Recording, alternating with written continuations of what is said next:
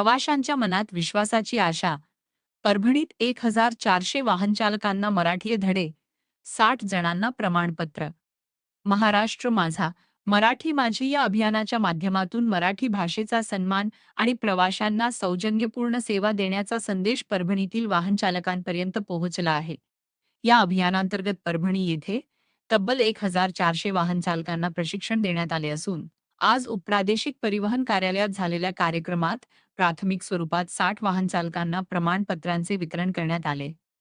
महाराष्ट्र शासनाच्या परिवहन विभाग, राज्य मराठी विकास संस्था, कोकण मराठी साहित्य परिषद आणि मुंबई मराठी साहित्य संघ यांच्या संयुक्त विद्यमाने हे अभियान राबविण्यात येत आहे. सौजन्यपूर्ण सेवा, प्रवाशांच्या मनात विश्वासाची आशा हा या अभियानाचा मुख्य संदेश असून वाहन चालकांनी प्रवाशांशी नम्रपणे संवाद साधावा, मराठी भाषेचा अभिमान बाळगावा आणि जबाबदारीने सेवा द्यावी यासाठी प्रशिक्षणाच्या माध्यमातून मार्गदर्शन करण्यात आले. परभणीतील उपप्रादेशिक परिवहन कार्यालयात आयोजित कार्यक्रमादरम्यान मुंबई येथे सुरू असलेल्या मुख्य कार्यक्रमाचे लाईव्ह प्रक्षेपण उपस्थितांना दाखविण्यात आले. त्यानंतर प्रशिक्षण पूर्ण केलेल्या वाहनचालकांपैकी प्राथमिक स्वरूपात 60 जणांना प्रमाणपत्रे प्रदान करण्यात आली. कार्यक्रमास सहाय्यक प्रादेशिक परिवहन अधिकारी आशिष पाराशर, सहाय्यक मोटार वाहन निरीक्षक शुभ कोनवार, दीपिका जोशी, सुप्रिया जगताप आणि पूजा रासवे यांची उपस्थिती होती. तसेच कोकण मराठी साहित्य परिषदेच्या सदस्या तथा नगरसेविका अंबिका डहाळे, प्रशिक्षक संगीता टेहरे, वंदना कदम आणि दीपा बुरुळ यांनी कार्यक्रमास उपस्थिती लावली. वाहन चालक हा प्रवासी आणि प्रशासन यांच्यातील महत्त्वाचा दुवा आहे. त्यामुळे त्यांच्या संवादातून मराठी भाषेचा प्रसार, नम्र वागणूक आणि सुरक्षित प्रवासाचा विश्वास निर्माण व्हावा या उद्देशाने प्रशिक्षण देण्यात आले. 1400 वाहनचालकांपर्यंत पोहोचलेले हे प्रशिक्षण आणि 60 वाहनचालकांना झालेले प्रमाणपत्र वितरण परभणीतील अभियानाच्या यशस्वी वाटचालीचे द्योतक ठरले. मराठी भाषेचा सन्मान, सौजन्यपूर्ण सेवा आणि प्रवाशांच्या मनात विश्वास या त्रिसूत्रीमुळे महाराष्ट्र माझा, मराठी माझी अभियानाला परभणीत उत्स्फूर्त प्रतिसाद मिळत असल्याचे चित्र पाहायला मिळाले. ऑटो रिक्षा चालकांना जो आपण बॅच जारी करतो, परमिट आणि बॅच जे जारी करतो, तो बॅच जारी करताना आपण त्यांची भाषेची चाचणी घेणे आवश्यक आहे असं आपल्या कायद्यात नमूद आहे. स्थानिक भाषा जोपर्यंत येत नाही तोपर्यंत आपण बॅच त्यांना जारी करतो.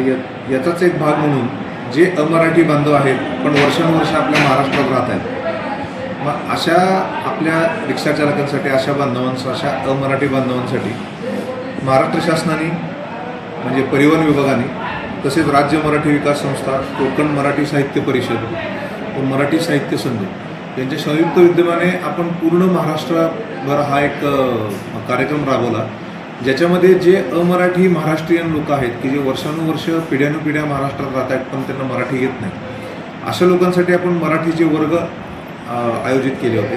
त्यांना आपण जुजबी मराठी भाषा शिकवून जी बोली मराठी भाषा आहे त्याचं ज्ञान देऊन प्रवाशांशी कशा पद्धतीने बोललं पाहिजे, कोणते मराठीचे शब्द वापरले पाहिजे, मराठी कशी आत्मसात केली पाहिजे, यासाठी एक खूप मोठ्या प्रमाणावर मोहीम राबवली गेली. त्याच्यामध्ये आपल्या परभणी केंद्र प्रमुख श्रीमती अंबिका ढाळे मॅडम आणि त्यांची जी सगळी टीम आहे त्या टीमनी परभणीतल्या रिक्षा चालकांचं मराठी भाषेचं ज्ञान जे आहे त्याच्याविषयी खूप चांगलं त्यांना मार्गदर्शन केलेलं आहे आणि त्यांना त्यांची चाचणी घेऊन त्यांना प्रमाणपत्र देखील आज आपल्याला वितरित करण्यात आलं आहे. म्हणजे आज आपण जे प्रमाणपत्र दिले आहे ते अशाच उमेदवारांना दिले आहेत, अशाच बॅचधारकांना दिले की ज्यांची चाचणी उत्तीर्ण आहे आणि ती चाचणी आपले मराठी साहित्य संघ जो आहे, कोकण मराठी साहित्य परिषदचे परभणीचं जे केंद्र आहे त्या केंद्रातर्फे घेण्यात आले. आपलं प्रशिक्षण कोणत्या केंद्रावर घेण्यात आलं, म्हणजे ठिकाण काय होतं? आपलं जे प्रशिक्षण आहे ते आपण सुमारे 1.5 महिना कन्या प्रशाला या जिल्हा परिषद परिषद तिथं आपण एक स्वतंत्र वर्ग त्यांच्यासाठी ठेवला होता रिक्षावाल्यांसाठी. त्यांना स्वतंत्र आपण एक बैठक व्यवस्था, स्वतंत्र व्यवस्था ठेवून आपण तिथं त्यांना प्रशिक्षित केलेलं आहे. आणि सर्व ह्यांची टीम इथं जी आहे त्या सगळ्या टीमचं खूप खूप अभिनंदन. त्यांनी खूप चांगल्या प्रकारे ट्रेनिंग तर दिलेलंच आहे आणि खूप अगदी या रिक्षा चालकांना अगदी बालकाप्रमाणे त्यांना ट्रीट करून कुठेही कुणावरही न रागवता अतिशय संयमाने आणि अतिशय शांतपणे सगळ्यांना हँडल केलेलं आहे. त्यासाठी मी त्यांचे परिवहन विभागातर्फे आणि प्रादेशिक परिवहन कार्यालय परभणी यांच्यातर्फे देखील खूप खूप आभार आणि खूप खूप धन्यवाद देतो. आज आपण किती प्रमाणपत्र वाटप केलेले आहेत आणि उर्वरित प्रमाणपत्र कशा प्रकारे वाटप करणार आहात?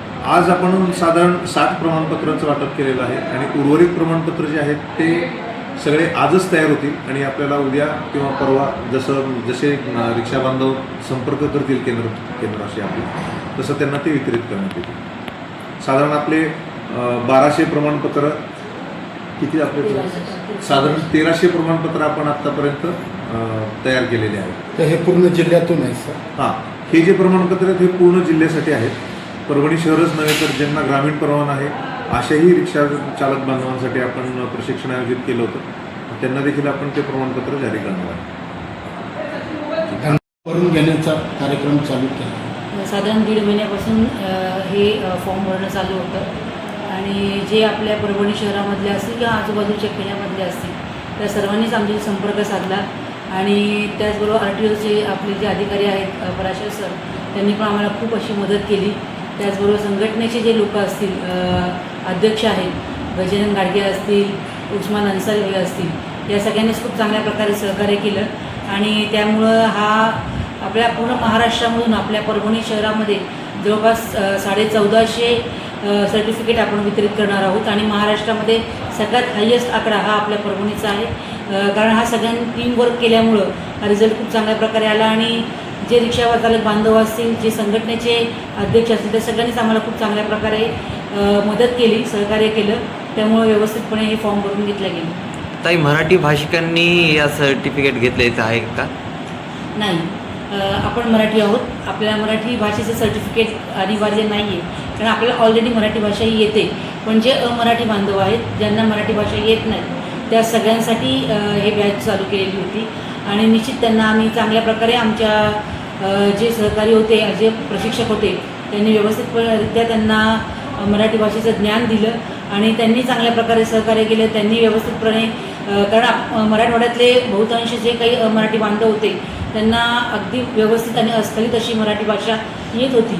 पण त्यातीलही काही जे बांधव होते की ज्यांना मराठी भाषा येत नव्हती, त्यांना देखील व्यवस्थितरित्या आमच्या प्रशिक्षकांनी शिकवलं आणि त्यांनी चाचणी अगदी उत्तमरित्या पूर्ण करून त्यांनी पास केली. कसा वाटला मॅडम या 15 दिवसाचा प्रवास आपल्याला रिक्षा बांधवांसोबत? काय सांगणार संदर्भात? आम्हाला हे अगदीच नवीन होतं, खूप वेगळ्या पद्धतीचं होतं सर. कारण असं लहान मुलांना शिकवणं खूप वेगळी गोष्ट असते आणि हे सगळेच मोठे होते आणि त्यामुळे शिकवताना आम्हाला काही अडचण आली नाही. पण त्यांनी खूप चांगल्या प्रकारे सहकार्य केलं.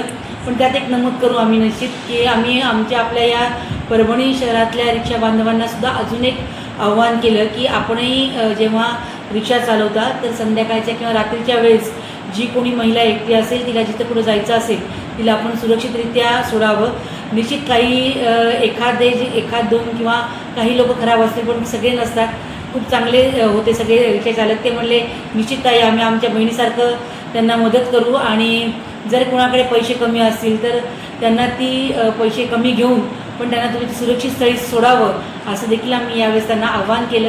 आणि जसं आपण म्हणतो जगात जर्मनी भारतात परभणी, पण माझ्या रिक्षा चालक बांधवांशी आमचं या 1.5 महिन्यामध्ये खूप चांगल्यापणे आमचं एक बॉन्डिंग झालं आणि त्यांना आम्ही आव्हान केलं की आपण अतिशय नम्रपणे आपल्या जे पॅसेंजर असतील, प्रवासी असतील, त्यांच्यासोबत आपण नम्रतेने राहावं आणि जगात जर्मनी भारतात परभणी या उक्तीप्रमाणे आपल्या परभणी शहराचं नाव आपण चांगले रिक्षा चालक आहोत किंवा इथले परभणीतले रिक्षा चालक खूप चांगले आहेत, खूप सहकार्य करतात, हा एक मेसेज आपल्या माध्यमातून जावा, हेही आम्ही त्यामध्ये त्यांच्याकडे आव्हान केलेलं आहे.